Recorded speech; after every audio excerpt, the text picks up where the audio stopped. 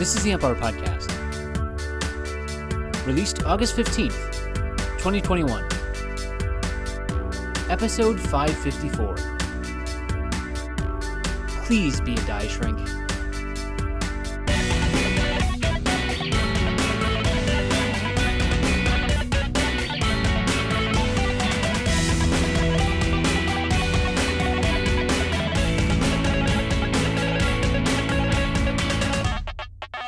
Welcome to the Amp Hour. I'm Dave Jones from the EEV blog. Howdy, y'all. I'm in North Carolina now. That was terrible. At your sprawling mansion in North Carolina. Yeah. The podcasting business is good. If you don't know, I'm Chris Gamble. I've been here a while. Right. I recently moved to Durham, North Carolina, and that was my terrible accent. So right, I will not do that again. Yeah. Has anyone mentioned? Because what accent do you have technically? Because I don't know the various. I don't really have. I mean, you don't really have one. Just a generic Yankee Western accent. New York is where I grew up. So right, okay. Yeah. I yep. don't know. Just generic nerd. So is there there's a specific accent there, is there, in North Carolina, or is it? Yeah, I mean, you start getting, like, if you go, like, a bit more twangy, a bit more banjo-y. Yeah, a little more twangy, and, right. It's very charming. I like it, so. Yeah. Excellent. Well, you have to, because you bought a sprawling mansion there, so you've kind of invested big time there. So yep. Boy. But I'm here. Excellent. I had my last meetup in Chicago, a nice little outdoor thing. Meetups are probably not looking too good in the U.S. for a little while because of the Delta variant. But okay, same thing happening there again, is it? Yeah, because you guys were starting to open, and then we were, of course, open for the last year, and then all of a sudden we've come a gutser. Wah, wah, wah. Yep. Yeah. So I don't know when it'll happen, but I would like to start a meetup here at some point. There's actually one here called Raleigh IoT. I think it's Riot. So they have like a lot of virtual events. So anyone can actually do those, but I'd like to do some in person, just show up. Yeah. Bring Yeah, hardware, of course. Usual shtick. So, yep. If there's people in the area, let me know. I'd love to hear from you. Maybe you could have like a hardware camp or something. Sure. What? Yeah. I mean, I think the real thing right now, it's like, who knows? But at some point, yeah. You said hardware camp? What would that be? Camp? I don't know. It's North Carolina. Aren't there lots of woods there and stuff? Oh, yeah. I imagine. That's true. I mean, not where I am, but... right. Okay. Well, I'm sure if you head out of town pretty for close half by. an hour. Yeah. Geez, it wouldn't need me half an hour out of there, would it? Yeah, probably not. Yeah, I went to that tour camp, was the one 2 years ago. Yep. And that was a lot of fun. 3 years ago now. That was a lot of fun. And yeah, just hanging out with nerds in the woods. It's good times. Yeah, cool. So maybe we'll do something like that here. We'll see. Although I suspect most nerds have never camped in their life, so it's like. Well, you can go glamping where you like bring a trailer, right. Yeah. Yep. No. What do you call those, caravans? Is that what? Caravans? No, isn't there like a camper, like a dragging, like a tow? There's a camper van, powered. Basically, the camper van is one that powers itself. It's its own, I see. Thing. Got it. It's a Winnebago in the US speak, yeah. right? RV, that sort of thing. It's an RV, yeah. Right. Yeah. Okay. So, whereas a caravan here is one that you tow. Yeah, that's what I was thinking. Yeah. So, okay. Right. With a ute, you tow a caravan with a ute, right? Right. That's right. Or you're holding Kingswood. Yep. Yeah, sure. Yeah. You have no idea what I'm talking about. No, that one that's all right. way out that's of my... all right. No worries. Yeah. Anyway. Man. Yep. Yeah. So you couldn't even find a camera. So you're literally surrounded by boxes. Just boxes. Yep. Yeah. It actually, I had gotten to the point where I had all the boxes kind of like lined up on the walls and all pretty well, everything's in the right room at least. Yeah. I've got, I did like a manifest. I tracked all like manifest. that. Wow. Oh yeah. I used my label printer. Everything had a number. Wow. Tagged with three. I used 3 numbers. I had 3 labels for each one. It had the box number. It had my phone number on it, and then you could put it on 3 different sides of the box, so it's almost guaranteed to be seen. I printed custom like heavy labels and fragile labels. I love label printers. If I haven't gotten that across, I love my label printer. I use it way too much. And then the manifest allows you to have a lot of detail. I'm sure there's professionals you can speak to about this, Chris. Oh, I'm sure. About this problem. Like go to like therapy or something. Yeah, exactly. Yeah. It's a codependent relationship. Right. I click print and the label prints and all's right in the world. Sounds a bit master slavey. Yeah, maybe. Yeah. There's definitely like there's some weirdness there. Yep. Yeah. The only thing I wish is that there was better like Linux support for this. I have like a really old brother, like a QL 1050. I got it for like $150 on eBay. But let me tell you, label printers, really worth it. Get the kind that don't have like fixed labels. Get the kind that are like continuous labels and then they cut. Yep. Alvaro from the Unnamed Reverse Engineering podcast, he turned me on to these things, and because he outfitted his whole lab like with he labeled everything in his lab. So I love my Zebra printer there, like the de facto industry. I've got several. They're great. Yep, they're terrific. And I've got the little the smaller brother, not brother, Dymo one as well, the Dymo 450. That's all you need. You can get it for like $50 or something, and you can get all the different label types in there. It's absolutely fantastic. The Dymo is like the thin strip label. Is that like the no? classic? No. Well, no, they're the Dymo tape ones. They're the ones with the tape machine. You know, the handheld tape machines. But no, Dymo make a desktop version. It's the Dymo 450 Turbo. It's been around for. I've been using it for 12, 13 years now or something. It's been around for a long time. It's like, I don't think they've ever upgraded the thing apart to go from regular to turbo.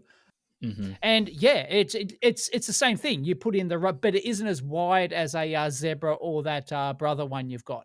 So it isn't as wide. It's a bit more narrow, but it has the reels in there, and you can get all the different label. You can get individual labels, and I use that for all my mail-in. I've used it for wedding invitations, and you got to be prepared to get taken to the cleaner on some of the printing supplies and stuff like that. But the thing I really want to do is the custom, like the acid wash safe, the label printers for like circuit boards. You can get those kind of things, like the polyamide style ones. Assemblers use them, and like there's like QR codes. Like, so I used Screaming Circuits for a build a couple of months ago, and like they actually apply them. So I just like adopt their unique ID system, that sort of thing. But like I'd love to actually have my own printing system, and then like some like the Zebra ones, like you mentioned, those are like Python scriptable and whatever. So that's been there's a bunch of articles out there about that stuff. I just haven't had the tooling necessary for that sort of thing. But at some point, I'd like to. I totally agree. Label makers are the king. I love them. Yeah, I'm not a organized person, but it makes me feel like an organized person. That's really what's important here. It's like I'm cosplaying as an organized person. Right. So, anyways, everything was in boxes, or still is in boxes, pretty much. And the problem was that I started opening the boxes, and then it's just chaos. Right. It's just like, oh, look, there's a lot of stuff everywhere. No, that's why most people leave them in boxes. It's just easier. Yeah, totally. Totally. Yeah. So, and then they'll be packed for the next time I move. So. Exactly. I was digging through. Thank goodness I knew where my old ass J-Link was, because my old ass microphone also uses USB-A. I couldn't find my USB-A cable otherwise, and sometimes you got to pilfer cables from one another. But also, people still use USB-A apparently, including me. Label printers, all my label printers use USB-A. Actually, everything. That would have been another source of one. Yeah, that's a good point. I don't know. Yeah. Well, it's still a thing. Why not? Right? I don't think I've ever broken a USB. I guess. Yeah. I mean, it's just D+, D- and a 5-volt and a ground. Like, I don't think I've ever broken a USB-A. Has anyone ever broken a USB-A? No. I mean, they're just so big. I mean, it's just. Yeah. Yep. Yeah. I don't think I've ever had a dodgy one. I don't think so. Yeah, I think you would have to really, really stomp on that thing to get it to like. Yep. I've definitely broken the other side. The micros and Bs and. No. So like the other USB the side that plugs into the yes. computer. Yes, yeah, exactly. I forget how the terminology goes, but I've definitely broken that, because sometimes you have the lever force, like you catch your computer from falling off the desk with the USB cable, and it just kind of cranks open. I don't know about on the USB-A side, or the device side, or whatever it is that plugs into the label printer or the microphone. So beefy. beefy. That happened to Barnacles on Twitter. He's another YouTuber, and he posted a photo of this, and he goes, "Oh, I don't know. I'm not going to be able to solder these 4 pins." And everyone's going, "You can do it. You can do it. Go, Yeah, 4 pins." It's yeah, like, yeah, yep, yep, yeah. easy peasy. Well, speaking of USB and D plus D minus, I have been checking out the M.2 spec. It's been 3 weeks since we recorded. Last week it didn't work out because I was moving, and love that show you did with Shario. That was fantastic. Always love when Shario's on the show. Yeah, he's great. Also available as a video version, by the way, for those who want to see it. Yep. I've been doing M.2 spec. Have you ever done M.2? Have you looked at that specification at all? I have not even looked at the spec. I'm not into that. Yeah, no. It's interesting. It's too new. Yeah. I mean, it has it has like a bunch of it's basically like a mini version of PCIe. It has PCI multi-lane and whatever. But the confusing thing to me, and there is a wiki page. I was tweeting about it as I was kind of learning it and stuff. So people can check out that chain or whatever you want to do. But there's a wiki page, and at first it didn't make any sense to me.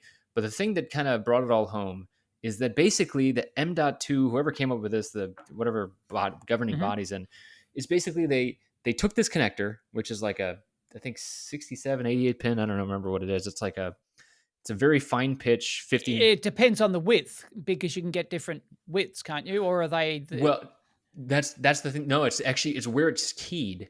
And so that's the idea is it moves across, the key moves across, and basically it's like where they punched out certain pins. And so there's like A through, I should probably just look this up, but basically it goes like A, B, C, D, E, F, G all the way across. Yep. And it's about how many keys they punch or how many pins they punch, or there's the same number of pins, but it's where they're punching them out. Oh, okay. And so the common ones are like A, B, E, and then M. I think those, and then there's also a combo BM. Oh God. And BM, basically you see that for, I think that's the NVMe. So that's one part of it. And then the other part of it is there's a numeric size piece of it. But what's the advantage to that? Now, what's the advantage if they're the same number of pins and the same width? What is the difference with just notching out? I don't get it. So the notching determines what is actually assigned to those pins. There's actual standardized pin assignments. Oh, okay. So it could, right. So the actual pin out could change, or the functionality of the pin out changes based on the notch, even though it's physically the same connector and the same width. Yes. Okay. I thought they were available in physically different widths. There may be bigger ones, but the ones I've seen have all been the same size connector. And then you have to, and I was like staring at these connectors in DigiKey and just like looking at them. And I'm like, what is the difference? What is the difference? And then I went and did all this other research, and I went back and like in like big block letters on the top of the connector, it actually has the letter on there. And I was like, A, B, M, whatever. You know what I mean? So it's like, and so they're basically on the DigiKey, or sorry, the actual part number, it's like a dash. So that's where it gets confusing. It's like a -1, -2, -3, -8. And you need to be careful buying that stuff. And then also they're not super well labeled on distributor sites about what keying it is, but the keying is very, very important. Yeah.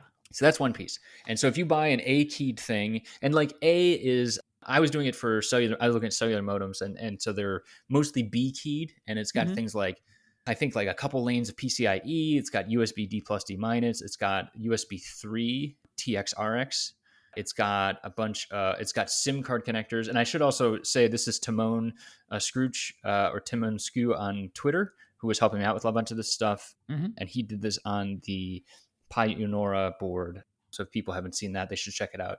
And he basically had hooked all this stuff up to a CM4. And so thanks to Timon for walking me through some of this stuff. But basically you can put a SIM card connector on a board, and then there's a standard pin out for the B type connector. And so when you're trying to look at like SIM IO, SIM power, you apply, usually the device that's talking to the SIM card will send it power, so it can also power it down, that sort of thing. So that's one thing. And so I was using the B type, and B type is used, it can be used for many things, but it is almost always used for the cellular modems. Right. Other ones are used for things like the solid state drives. So I think that's the combo BM.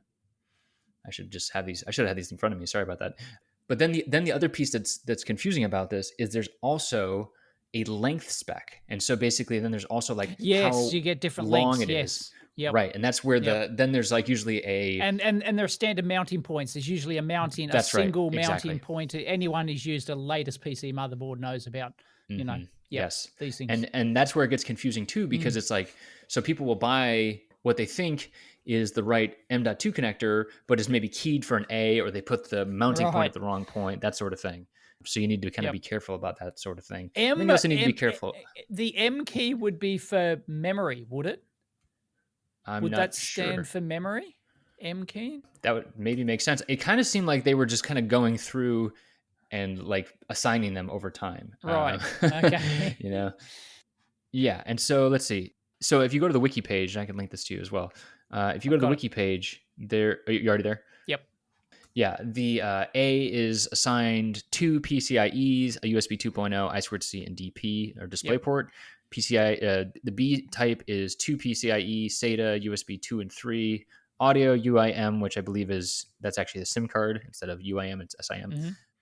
SSIC, I'm not sure what that is, and then basically some low power IO. I think that's basically what that stuff is.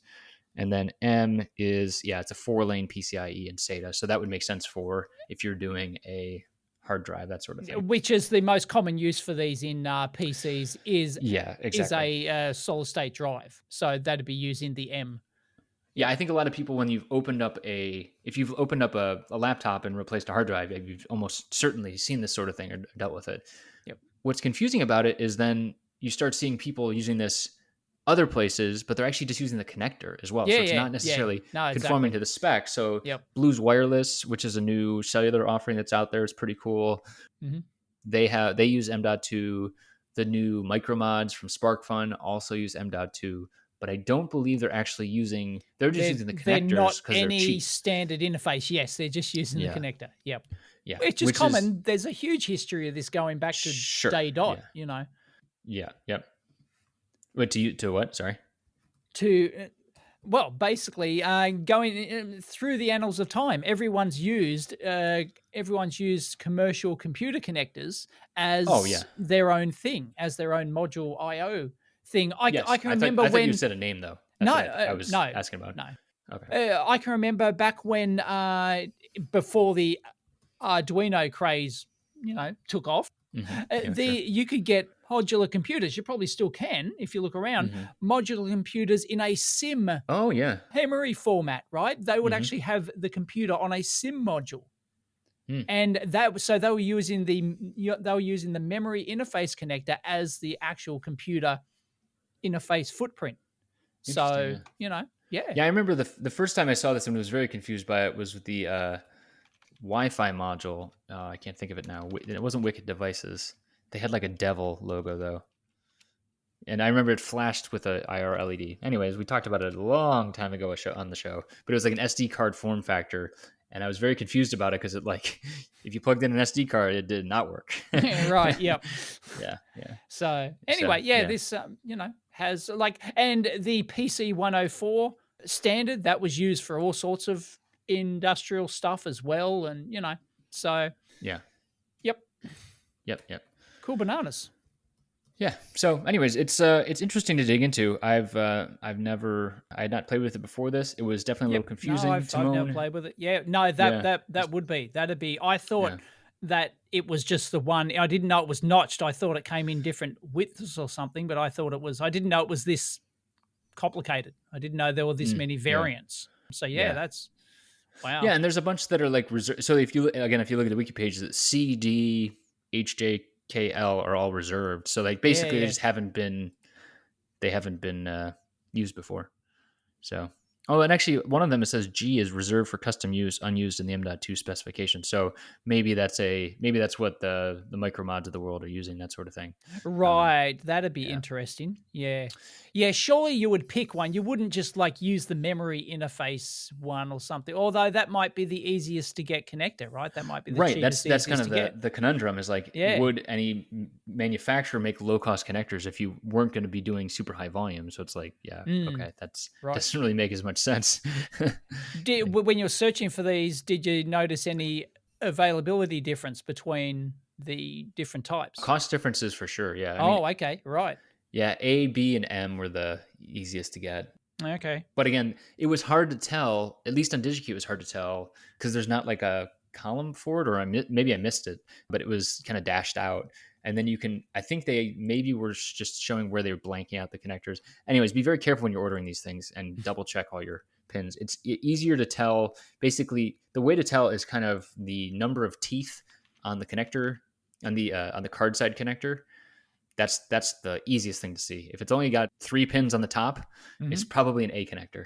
Right. And if it's got, I think 5, it's a B.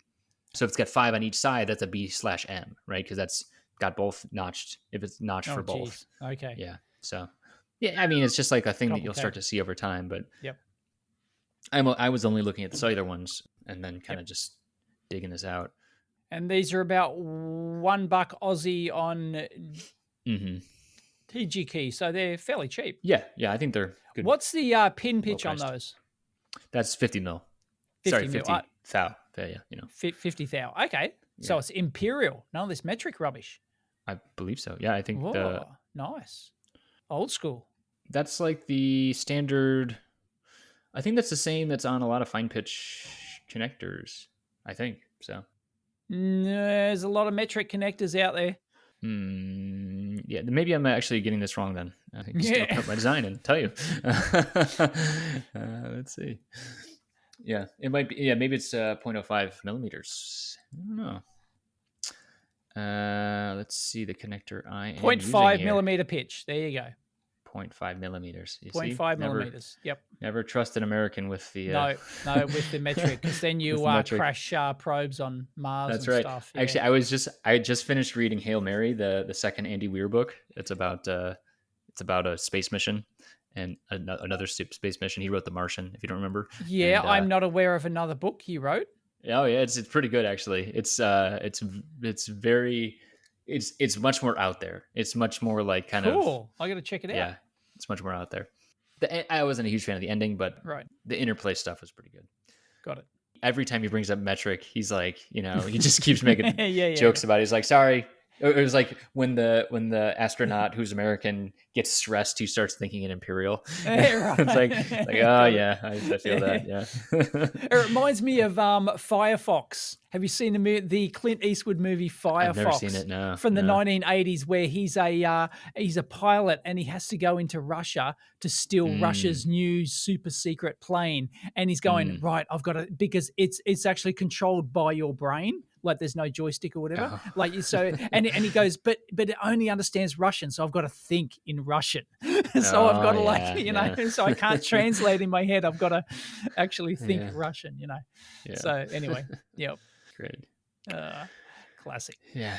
Cool. Yep. There you go. All right. M.2. People should check out M.2. It's pretty interesting. Is that the connector of the week? I guess so. This is what the article I shared on the subreddit about routing PCIe. I was surprised it's 85 ohms characteristic impedance instead of 90 or 100. And it's just always interesting. Right. But it had a nice trace on that article I shared too. It was just one of the time-based traces. I don't have it open here. Is 85 PCI Express is 85 ohms really needed. It's a Samtech article, and they show TDR. And so like showing a TDR is pretty cool. Yep. Kind of like showing where the discontinuities are. And first time I saw this, I was like, what am I even looking at here? But it's always cool to see like how you can just see like in terms of distance where a discontinuity is, just because it's like, it's however many nanometers further away. It's like that's based on the time. It's basically like it's almost like a sonar ping, like to see how that operates. Yeah, of course. Yeah. It's very cool. Yeah. Great. We'll link that one in. Yeah, definitely. Yeah. Controlled impedance routing, it's important, folks. Trust us. When you get to like the bleeding edge of stuff, it really matters. Yeah, I'm not there personally. Okay. It's mattered. Like I've done like boards where I've done multi-gigabit Ethernet and other serial stuff, and then you would just build up your prototype, and then you just run an error and error counting routine, like a packet checking routine bit over and over for yeah. days and days and days under different conditions and stuff like that. And you would get the error rate. And if you didn't terminate the thing properly, or your controlled impedance route was a bit out, or the board was over-etched or something like that, and they couldn't meet the impedance target or whatever, you would see that. You would actually see it come out. It'd work in quote marks, right? But you would get a larger rate of errors and stuff like that. So, yeah. Right. And that's going to be like a real ghosty kind of error. It's going to be like, oh, we don't make our packets every time or whatever. Right. Like, so it halves your bandwidth or something like that. And, exactly. And you're wondering why, it's because, it's got to resend or whatever. So, Crazy. Nuts. Ah, boy. You want to know what else is crazy? What else is crazy, Dave? A video I did yesterday, completely innocent, but apparently there are people out there who didn't like the fact that I showed a product, namely a multimeter of mine, that could shock horror. This is going to stun you, that it can be actually the microcontroller and it can be factory reprogrammed. Why? It's a shock, and it can be done by dealers too. It's a real shock. I'm not sure the what's the you're controversy not sure of the here? context. Okay. Because right, my new BM786 meter, right, from Bryman, it's got a programming port on it, right? If you open up the battery compartment, there's a little pin header in there. There's a tiny little, tiny pitch 5-way pin header in there. And obviously, it's a programming port, right? It's a programming port for the internal micro. Okay, it's like obvious. Everyone knows this, right? It's not rocket science, but Bryman do not let you, but they do not give details of it, right? It's like, no, sorry, this is only for factory programming, right? It's not for user programming. Sorry, we will not provide any details on it. Oh, come on, guys. That's just a challenge. That's just I know, exactly. But anyway, there were a lot of people that were quite upset that I actually showed that it was possible to actually program, because I have the programmer for this, because I'm a dealer, right? I'm a dealer of this meter. I need to have this programmer just Dave's in case. The man. That's what he's saying here, folks. People didn't like it. You gotta just work around these constraints. I mean, people seem shocked that a program like they don't, but any multimeter that has firmware updating should make publicly available information. It's like going, no, I guarantee that the meter that you bought, the meter that you bought last year has, and if you buy the same meter again now, it probably has different firmware in it. Yeah, I would agree. It's just programmed at the factory, right? And you don't know about it, and it's got some internal, right? And it's got some internal, pad header or something like that. There's some like bed of nails, like bed programming, of nails, right? Things like that. Totally. Yeah. Right, it's absolutely no different, but because the connector. So is the problem here just that you showed it?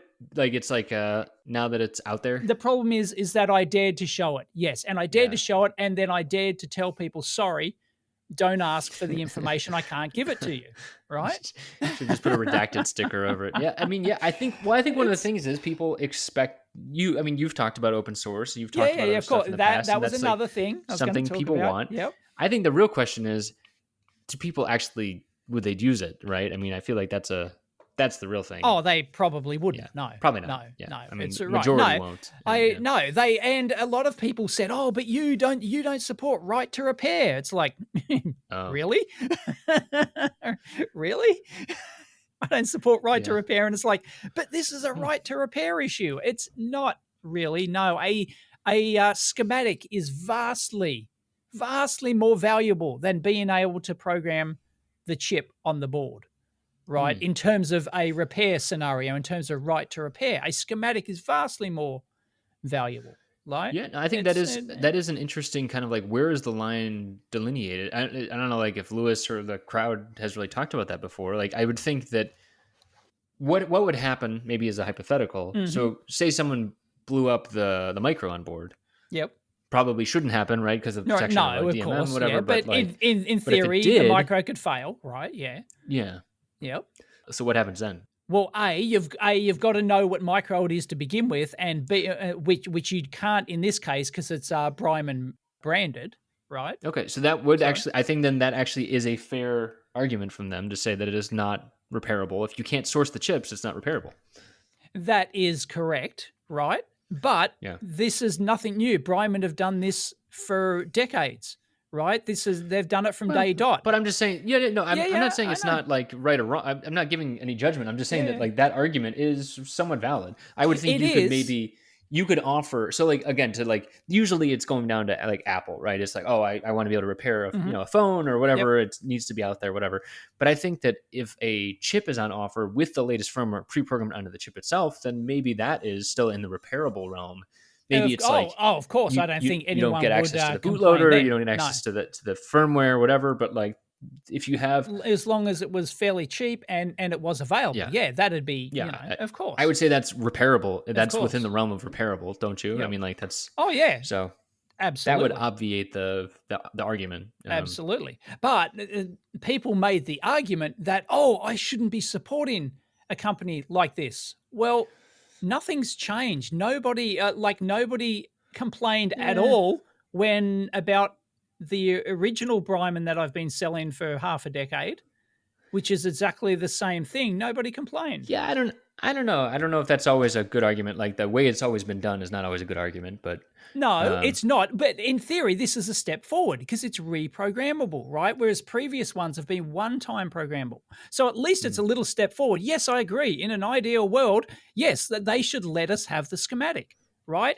And they should let us know what chip it is, of course, in an ideal world. I mean, I would think now, okay, to again take this to a conclusion, it would be like they shouldn't really support it then, right? If they're looking to buy, I think there's always going to be a cost trade-off and a. No, that's right. I totally support their right not to buy a Bryman in that case. Go for it. Go and buy a Fluke. Oops.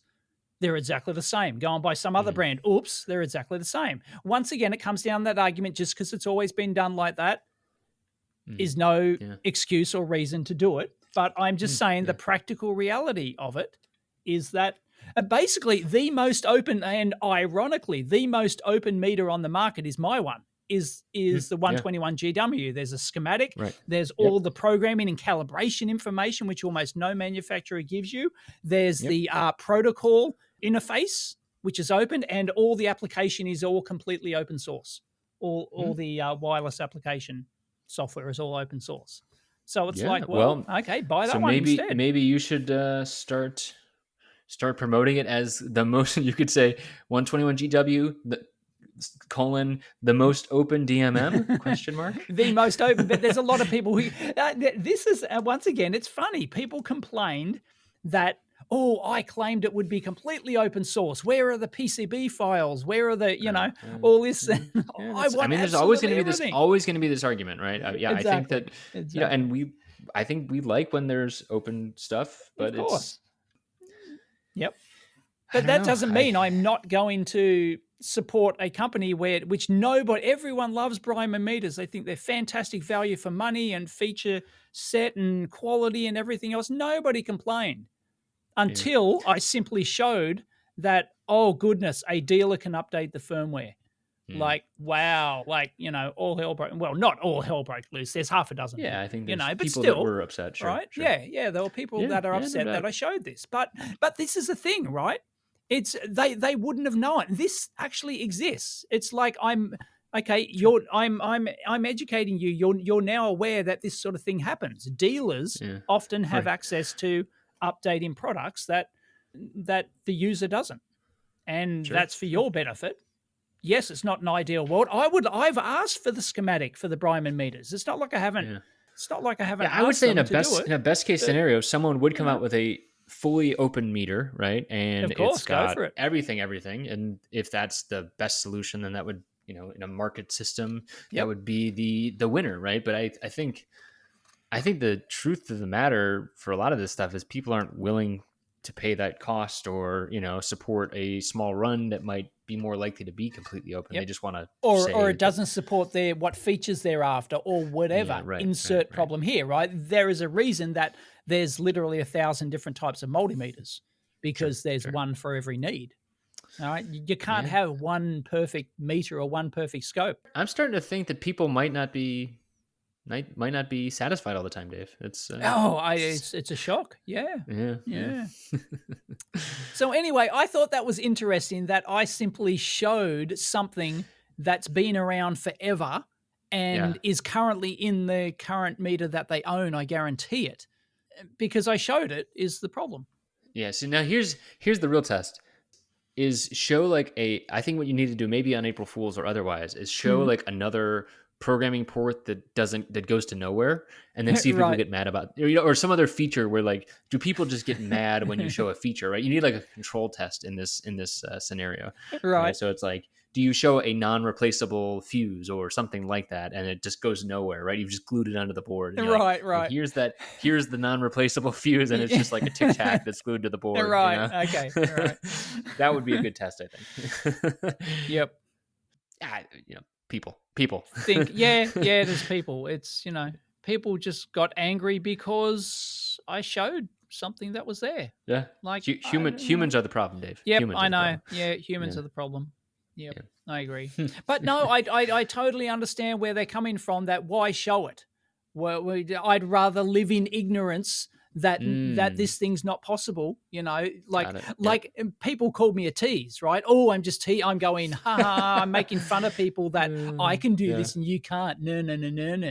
Right? It's like, that wasn't the intention of the video. Some people asked to see it, because everyone on the forum is talking about this meter knew that this thing, and they knew I had the programmer, and they wanted to see that it worked. Dave, you just got to be your own person. Just no kidding. Yeah. What do you think I've been doing for 12 years? Anyway, I think it's funny when it, don't let them grind you down, man. Don't let them grind you down. Dude, once again, I've been doing this for 12 years. You think I would have been ground into dust by now if I didn't you'd laugh? Think so, I just think it's an interesting discussion, Yeah. I think it is. You're right. I think you're right. Why are people upset about something that's already, that's just there? It's not like this is some new thing designed to, it's just done in virtually every meter on the market has this. It's like, what is different? It's because I showed it, and they're upset. So it's the internet. Anyway, I thought it was. Speaking of test equipment and the internet, past guest Nash Riley wrote about whether or not to make a V2 of the B-Funk, which was a function generator that he put out there. We thought this was an interesting article. Basically, he went through some of like the economics of it and the logistics of doing low run, and like whether or not to, it would fit in a marketplace. You have a video that was about this in the past, though, as well. I do. This video, very popular, I believe. The Economics of Selling Hardware, EEV Blog 887. And I go through exactly as the title says, the economics of selling hardware, the pros, the cons, how much gross margin to make, the cost of products, the cost of goods, and, all this, where should you sell them direct through resellers and all that sort of thing. And that was very well received video. Yeah. This is almost like a follow-up. Like this is almost should you do it in the first place kind of thing, rather than the economics of making it work. Because the too long didn't read of this article is that basically he made a loss on it. He made a loss of 600. He lost about $700. Yeah, I think. It cost him $1,300 to make them, and he got $600 back. So it cost him $700. Well, I don't know if that's the TLDR of the V1, I think. But I think the real question is then, looking forward, right? Could he do V2? Yeah, and I think that actually kind of rolls into what you were talking about earlier too, of like test equipment's kind of its own realm, and it's like there's a lot of expectations. There's a lot of players that are well funded. Yep. The low end is tough because you're usually playing with a constrained feature set. And so these are all things that Nash goes through in his article. And, especially with function generators where it's like, okay, so what is the minimum people are going to need? What are they willing to pay for? If you're then working against like some of the Chinese manufacturers that have already dialed this in with like ASICs and similar things, it's like, okay, so like where do you fit? Like, do you go up market? Do you go down market? he brings up a good point about Salier as well. Like, as like a, there's a ton of logic analyzers, but Salier differentiates because of UI. I think that's a great point. Salier is still going strong because they went more upmarket. If people haven't noticed, if you go to buy a Logic Pro, it's a lot more than it used to be, and it should be. It's like, it's a high end. What you're paying for with a Salier is not like just the chips inside, the FPGA that's in there, whatever. You're paying for paying for the software really development. Cool. Yeah, you're software. paying for the software development of it. But unfortunately, that model allows you to buy a clone of it for $10 on eBay or AliExpress. No, not anymore. Oh, really? No, they got around that, did they? Yeah, that used to be with the Cypress C2, whatever the chip they used to use. That was in there. Right. Yeah, so it's all like FPGA based now, and it's better too. Like, so there was that Cypress chip that kind of every low end logic analyzer. That was the Logic, the Logic 8 maybe, or something like that. But the Logic Pro is what they've worked on, and that's when Joe and Mark were on the show 5+ years ago as well. They also were talking about kind of like what's next, and they're well into that. Right. Okay. Now. So they've done that. So the Pro is so there's no clones of the Pro out there.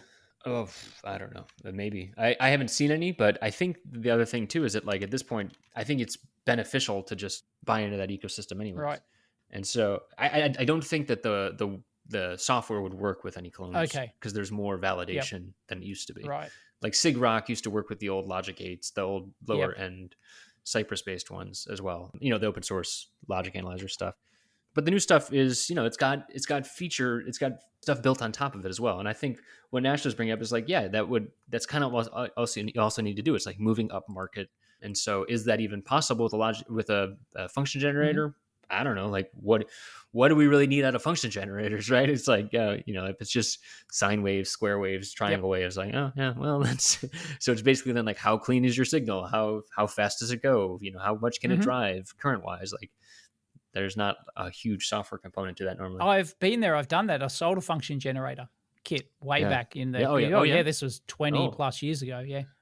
What were the specs published in Silicon Chip magazine. Okay. In fact, I probably used the same Analog Devices AD9837 EDS chip, so it's all near identical to this, I think. Anyway, mine was a sine square triangle up to 20 megahertz.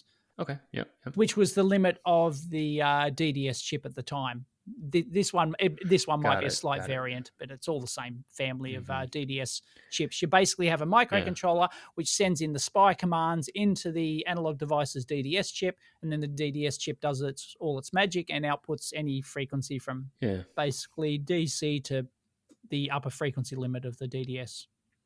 Yeah, sure. And I think that that's a great point too, right? It's like, if you're using the chip to its specs, then the only thing that's stopping a competitor or, a potential competitor, maybe someone hasn't even done it, it's like, well, can they also re-implement what I've done? Like, what is the value add that's on top of that? It's the user interface. Yeah, exactly. Mine was Mine was a self-contained Jiffy box with push buttons and a 7-segment display to actually read the frequency and stuff. Yeah, probably like Nixie tubes back in the 50s. Yeah, right. Yeah, that's it. Yeah. Don't knock the Nixies. Yeah, right. Sorry, I was imagining like the Doc Brown, making the tube-based version of it. Yeah, anyways. Oh boy. So I think that this is Nash wrote a great write-up of this, and it's I think in any kind of thing, and maybe this is a good follow-on video to your sort of thing too. It's like, what is that value add on top of just the hardware? Like, the hardware keeps getting easier for people, right? I mean, chips are out there. Well, maybe the hard part is to source chips these days, but we'll move past that.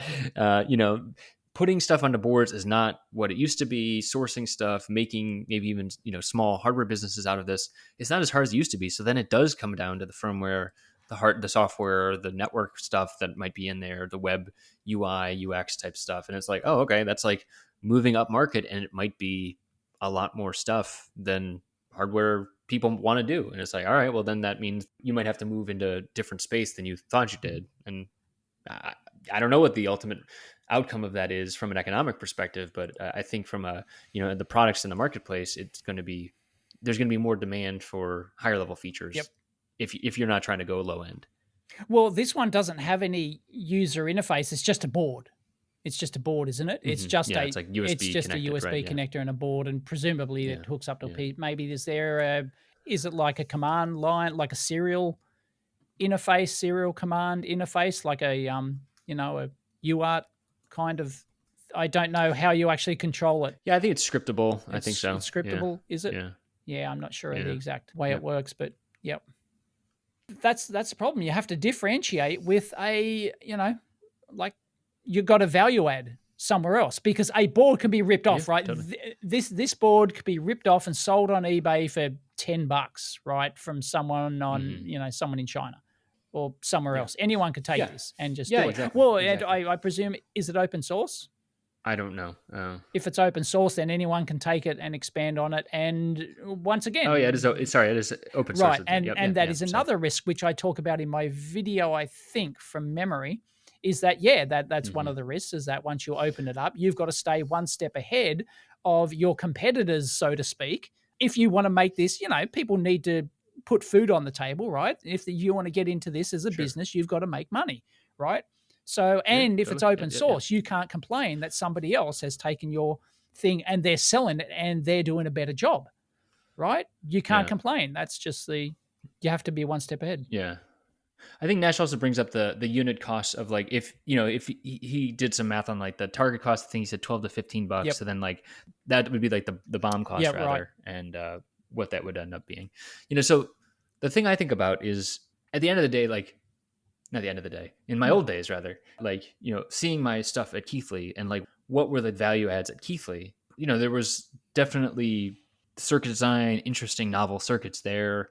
But then really a lot of the magic came in at the sourcing level, right? Sourcing, and then also some manufacturing level stuff too, of like further refinement of chips that are off the shelf. You've done a lot of teardowns. You've seen some of the parts that are in there, but then there was further refinement, maybe further sourcing of higher spec parts than you could buy on the open market. Or they would bin them. You would bin the parts and you test. Binning, if you're making a really high end, ultra end meter, for example, you might bin, or a voltage reference, for example. Right. Exactly. It's just like who makes that? What's the de facto standard voltage hobbyist voltage reference out there? I can't remember. The LTZ 1000. Yeah. No, but that's the chip. But who actually makes it? Somebody made them in their garage and they sold thousands of these things, but they would individually hand calibrate each one and burn them in under, and that's what you were paying for, right? You could buy the exact same board on eBay. Labor, right? Yeah, you could buy the exact same board on eBay for $10-15 or something, and his one might cost 100 or two. It's because it was burned in and calibrated against his traceably calibrated 8.5 digit meter, right? And it came guaranteed, and it came with a little, each one was hand done, so it's it's 5.0001 volts, and it's like that kind of thing. That's what you're paying for. You weren't paying for the actual totally, just the parts. Yeah, metrology is another value add. Metrology is a value add. Yes, having traceability, traceability, and like having a guarantee having of it pass all the way back through to a NIST standard is like, there's a lot of cost there, because they're also paying to have their 84 whatever the hell, the 8357 or whatever. I do that with my microcurrent, right? I've been doing that for more than a decade. It's because 35. It's a precision. It uses precision parts, right? Heck, one single resistor on there is $4. Right, just for one resistor, right? And there's a reason, there's a reason it has the specs it does, because they're built into the parts. And there are people, even because it's open source, you can go make it and sell it and everything. Just don't use my name. Yep. And they do, and they put lower precision parts on it, and it's not the same spec. And then I've got custom built test gear to actually test each one, and guarantee that's within specification and things like that. So, yeah, right. Yeah, so then I think like the value add there is, one thing is the calibration, the testing, all that other stuff. I think the other thing is that sourcing and really unit economics then of like, can you get enough that you're paying $4 a resistor instead of maybe the single piece price for one would be like $12 a resistor. And then it's like, okay, that eats $8 your margin. Are you willing to take that hit if you're doing low volume? So it's like, and Nash talks about this as well. I think. And it's just like, so you need to, you just need to make these balance points and make the decision of whether this is I think one thing it also points to is that like, it's a bit of a grind, right? I mean, if you wanted to do all this stuff. Oh yeah. Oh, totally. You need to sell 1,000 DMMs versus one. And it's like, okay, that's tough, right? That becomes a bigger business that you have to kind of get into. And it's like, that's. Yeah. So good discussion from Nash. You can hear Nash on the show when he was at Sonos, and he's no longer there. But it's I love following Nash's blog too. As someone who's been in the kit business for 30 years before it was even called open source software, I can assure you that it's yes, it's a grind, but you either enjoy it or you don't. It's like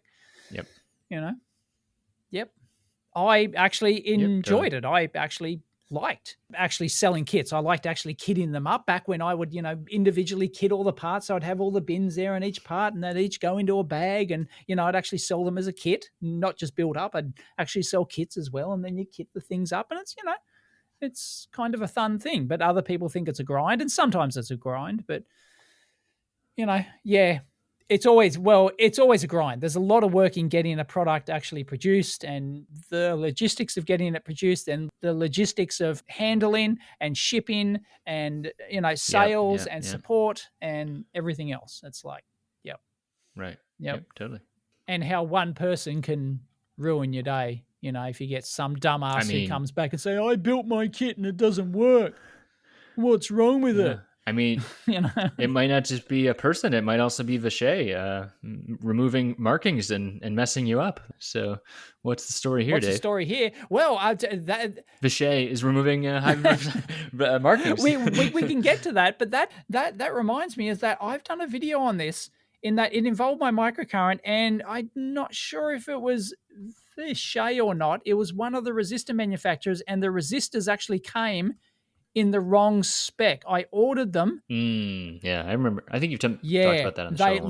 I was ordering like 0.05% parts, and they ended up being like 0.1%, and that was throwing me out. That was, I was getting like 30% reject rate. Right, because when you do that value add metrology stuff, you're like, half my yield just went to 50% or less. It's like, holy shit. And it took me ages to figure it out. And then I actually went to the original reel I got and measured them, and I go, holy shit, like, X% of these are out. Yep. Like they've actually reeled them wrong. And they, I contacted them and they apologized, I think, and said, yep, oops, and they sent me a new reel or something. But, it was like, holy crap, how much time and money did that cost me? Right? Yeah, right, exactly. Yeah. Anyway, yes, where's the link for the, yes, there it is. Who's this on Twitter who pointed, somebody sent it to me. Sorry, I forget your name. They actually emailed me and said, hey, they got this. A PCN, product change notice. Product change notification, yes. From, if you don't know, if you're buying these parts from a good supplier like Mouser or DigiKey, they actually will, if you've bought these parts before, I think they will forward you. I've had it several times. I'll forward you product notifications, or this product's been last buy. They'll send you a last buy notice. Yeah. This product's been discontinued. This is basically the distributor kind of acting as your obsolescence engineer. Yeah, exactly. So anyway, which is a lovely service. We should say this is a very nice service. No, it's great. Yeah. When it's also horror when you get that email, it pops up in your inbox and it says from DigiKey or Mouser, and it's like there's a product change. It's like, holy crap, that can ruin your day. Yeah, please be a die shrink. Please be a die shrink. Please be a die shrink. Yeah, that could be the name of this episode. Please be a die shrink. Within all our caps, please in all caps. Please be a die shrink. Yeah. Okay. Right.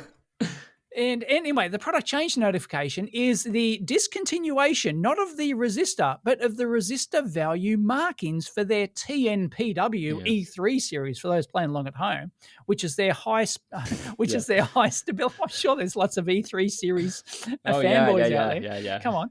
High stability. All the people sitting there in their Vishay gear, they're just like, oh, yeah. Actually, I'm more of a Drilloric, originalist. Oh boy, I'm sure. Look, come on, there's people out there. Yeah, I know. There's probably, you're right. There probably is someone. I know. Anyway, their high stability thin film 0603 to 2512 film resistors, right? So it's just your boring resistor. So what they're doing is they're removing the markings from them. They would have had the the value marked on them. I bet this is because other things are going, I can imagine, this is pure conjecture, of course, things keep getting smaller and smaller. You can't mark stuff on 0402 and smaller, so No, they're like no, not doing no, it that's there. right. And then if your volume goes down enough, and then your machine breaks, you're like, oh, I guess we just won't mark the 0603 exactly. to 1212, We just won't 2512s bother. anymore. It's a process step. We'll just send out a PCN. It's just Dave. Well, and they're saving X costs. Come on, it's a product saving. Yeah, you know totally. the reason is product saving, right? Because it saves a whole step of having to move those components to another line potentially. I don't know how they do it, whether or not it does when it comes off the line, or whether or not they reel them and then shoot them through. And I don't know if anyone works at one of these resistor factories, please let us know. But anyway, yeah, they're removing the markings. And what's the big deal? It's, well, there could be potential impacts. One of the big ones might be optical inspection. For example, if you've at your factory, if you've got optical on these automated optical inspection machines, you actually program, for those who don't know, this is a service you can get at your board, at your board assembler, right? Usually, any good board assembler will have these optical inspection machines. And what you can do is get a known golden reference, you'll call it, right? A golden reference board that you'll put into this machine. And it's been, you've checked every component, that it's around the right orientation and everything. And then they take a high-res photo of it, or they'll optically, like the camera can move around. It's on like an XY platform, can zoom around, or you can do it as a photograph of the whole board if you have the resolution or whatnot. Anyway, regardless of how they do it, they optically take a reference of that board, and then every board that comes off the production line, when it comes out of the oven conveyor belt, then it'll continue on the conveyor belt, and it'll go immediately into an optical inspection machine, which then takes a photo or scans the camera over the board and checks for faults on individual components, whether or not they're the wrong value, because it can actually see the number on top of the chip. Right, you can see the part number, or you've put the wrong, some idiots loaded the wrong value reel on the line, right? They've put it into the machine, and that's a common fault. Like the machine, the pick and place machine assumes that you've put the correct part in the correct slot. It doesn't know, right? It doesn't know that it's doing that. Right. So you only pick that up later after you've assembled it at the optical inspection station, and that could be one of the things that it picks up. And if you suddenly change your resistor, then whoop, you have to reprogram your optical machine. Or if they did this and then your parts are all flagged and the production line stops, and, you could be days, weeks, out of, just because the manufacturer decided to not put the value on the resistor anymore. That's just one of the issues, right? So, anyway. Yeah, totally. Yeah. It's, bastards. Yeah. I mean, it'll ruin your day. Yep. PCNs in general. Anyway, yes. Why they've done it, I don't know. Well, it's cost, right? Come on. It's probably right. Yeah. But it's only on that series, which is interesting. It's not like they've got. Well, maybe there's a product change notification for all their 0603 and bigger resistors as well. I don't know. Yeah, I mean, unless you're not going to get the markings or you're not going to get the notices unless you're buying that individual part, but. That's why you buy one of each, one of each. And then just from a hand assembly point of view as well, it's a pain in the ass if you drop the thing, or they're sitting on your desk and you get them mixed up. You don't know which one's what, and that'll ruin your day too. Yeah. Anyway, sneaky bastards. Well, speaking of die shrinks, this isn't a die shrink, this is a die switch. But ESP, or Espressif, have a new chip coming out. I'm pretty excited about it. It's Zigbee Threadx Thread and 802.15.4. So basically instead of Wi-Fi, it'll basically be a different way of getting your signal out there. So it'll basically have different PHYs on there instead of just Wi-Fi. It'll have the way to do 802.15.4 and stuff like that. It'll have other support on there. So you can basically make a different type of ESP widget. That's one thing that is exciting. Another thing is that I have been seeing out in the wild the C3, the ESP32-C3. And do you know what that is? I have no idea, Chris, because I'm not in this world. It is the RISC-V version of Espressif. And so instead of using I forget the name of their old core. Yeah, but that changes everything, right? It's not compatible anymore, right? It will be a different compiler. But no, I mean, it should be a switch in terms of how you're targeting it. And then, it really shouldn't actually impact too much. It's, so there's different instructions. You would have to compile different firmware. Okay. All right. Geez, But what I'm excited about, this is very likely the first RISC-V part that I will use in a real capacity. Right. Okay. Got it. RISC-V we've been talking about on here. It's out there. You can buy it. There's a lot of stuff that's being commercially made. There's some stuff in the hobbyist market you can get. You can get Sci-5 parts for a while. Personally, they're interesting. There was some high-end stuff. There's some low-end. There's like a low-end one that went into Arduino kind of application. There's like a super high-end Linuxy one. I think BeagleBoard now has a RISC-V based Linux computer as well. But they're not really, they're not. It's just becoming so commonplace that it's even inexpressive now. And I guess they had a RISC-V based like subprocessor, but it's going to be the main processor now. And I think this is going to be the first chip that a lot of people, especially in the hobbyist community, are going to be kind of have hands on with, or I'll be told that it's already been used otherwise. So have we actually reached the point where the architecture doesn't matter? Because I've not known another chip ever in the history of microcontrollers and microprocessors ever to use the same name. It's got the ESP32, right? But it uses, this H2 version or whatever, it just has a dash on the end, and it's a completely different architecture processor. Yeah, I mean, it's really the peripherals that are going to be very similar. It's like, this is like a first. This is like a new paradigm. Yeah, maybe. I don't know.